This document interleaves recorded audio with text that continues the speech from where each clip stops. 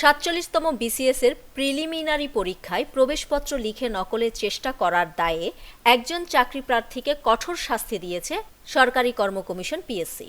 শাস্তি পাওয়া ওই প্রার্থীর রোল নম্বর 15001520।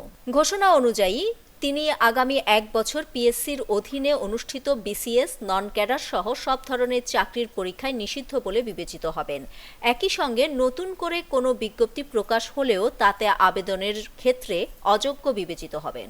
রবিবার রাতে পিএসসির পরীক্ষা নিয়ন্ত্রক মাসুমা আফরিনের সই করা বিজ্ঞপ্তিতে এ তথ্য জানানো হয়। পিএসসির জনসংযোগ কর্মকর্তা এস.এম. মতিউর রহমানও এ তথ্য নিশ্চিত করেছেন।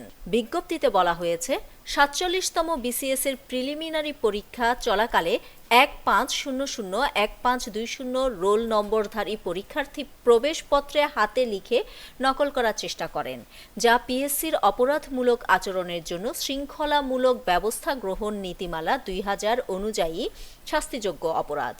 এ অপরাধে তাকে ৪৭তম বিসিএস এর প্রিলিমিনারি পরীক্ষায় বহিষ্কার করা হয়েছে।